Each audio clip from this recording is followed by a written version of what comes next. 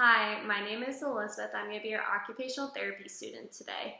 So I understand that you are having some issues on your left side with your shoulder, elbow, wrist, and fingers. So we are going to go over why it's important for us to go over these stretching methods for you to take home with you. So there will be two different types. There will be one that I will take you through of just going on your own, and then another one where you use your non-weak hand to help guide that other one. So first we're going to start with your shoulder. Some common occupations or daily activities that you do with your shoulder include grocery shopping, going to the grocery store, getting items from your closet, as well as brushing your hair, teeth, any sort of thing where you're using your shoulder.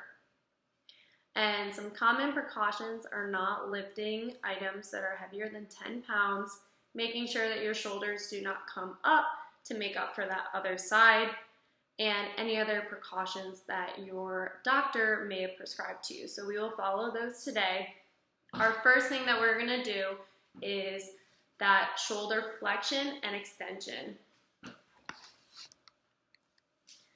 So starting here, you're going to have your palm facing down towards the ground, coming up. Once it gets to shoulder height, thumb comes up like you're giving someone a good job, and come up to your ear. Secondly, you're going to do the same thing out to the side.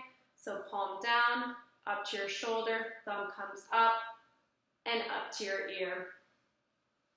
Same thing where your arm comes out, but this time we're going to come up. You look like half of a goalpost, and then slowly rotating it down, and then back up. So next we're going to work on self-range of motion, which basically means that we're going to be using that right or non-weak arm to help that left weak arm into a full stretch. So this is really important to do once you leave here, to continue doing to make sure that our body is staying all stretched out and ready to go. So taking that right hand, linking those fingers together, almost looking like a volleyball player. You're going to start by raising that right arm up towards the ceiling with those thumbs up. Feeling that full range of motion here.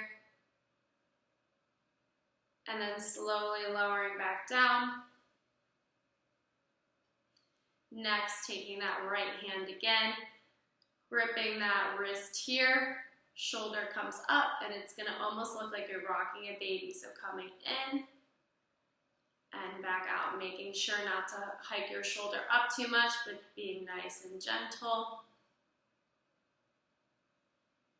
And finally, your last one here, also taking onto the wrist with that right hand, keeping that elbow in, tucked to your body, coming in and out.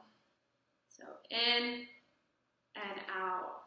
Next, we are going to work on that left elbow. So some common occupations which you use your elbow for include eating, drinking, brushing your hair, meal preparation, anything pretty much that you're using your upper body. You will probably be using your elbow either to help position or support you. So some precautions here are making sure that you do not extend your elbow past your normal point of extension. So what this means is not trying to lock your elbows out like this. Keep a slight bend here. So for your first stretch, you're going to start by just taking that palm up towards the ceiling, keeping that elbow in, and slowly raising it up to the shoulder and back down. For that self-range of motion using your elbow, I'm going to ask for you to take that affected or weak left side and place that thumb over the right. Clasp those fingers together. Think of it here like your right is working to lift your left weak arm up. So making sure, starting with your arms fully extending, making sure that you have a slight bend in those elbows. Slowly work on taking that right arm and lifting that left up, keeping those elbows in tight to the side of the body. Next, to work on that pronation or supination on your forearm we are going to start by talking about some common occupations. The most common that I think of is when you open a doorknob, you rotate your palm up and then back down, or opening up a toothpaste cap, anything that involves rotation of that wrist and arm, as you can see here.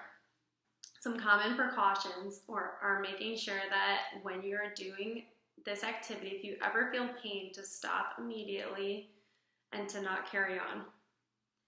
So for your first range of motion, starting with that left hand again, taking that palm up and slowly lowering it down to the ground, making sure this entire time to keep that elbow tucked in and making sure not to hike those shoulders up. Might take a couple tries. Once this feels natural to you, keep going. For that self range of motion, using that affected hand, you're going to use your non-affected with the palm facing up and clasp it on top, with the thumb being on top. Interlocking the fingers here and using that bottom wrist or your unaffected and strong side to help move that affected left part. Making sure that your elbows staying to the side just like we did before. So for our wrist, we are going to go through several different exercises to stretch out here, encompassing all parts of the wrist. So some common occupations that you may use your wrist for are things such as meal preparation, brushing your teeth, brushing your hair, getting dressed. Lots of activities use that wrist motion. So also commonly that we talked about before, stop if you ever feel pain while doing any of these activities. So first, I'm going to have you place your hand onto the table and slowly lower that palm down and back up. That's your flexion and extension, and then going into wrist circles, switch direction,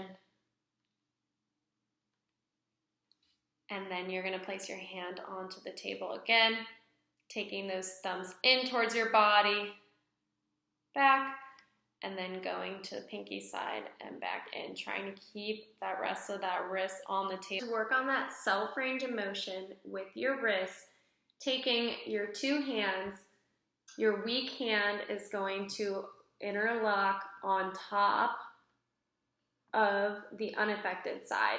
So your left should be over your right, and you're going to start by just taking it forward and back, using that right hand to help guide. And then similarly, also taking that affected thumb on top and helping guide that wrist in and out. Slowly bending your wrist side to side towards your thumb and then towards your pinky finger here. The final area we are going to address today are your fingers. So some common occupations that you would do using your fingers include unscrewing your toothpaste lids, buttoning your buttons on your shirt, as well as typing on your computer. All these movements that include taking either your thumb, index finger, anything, and doing any individualized fine motor movements. So the first exercise I'm going to show you today is with that affected side, just slowly taking that finger away from the hand and back down. You can also do this while on a table. This may be a little bit easier. And the second exercise or stretch is taking that thumb and that pinky finger and combining them together. This is known as opposition. You can also take it and go to other fingers with that thumb. And so for that self range of motion, taking that right hand here with that index finger, holding on and slowly taking it out to feel that stretch. Taking that thumb away from the hand. And finally, still using that index finger to help guide that thumb towards that pinky finger.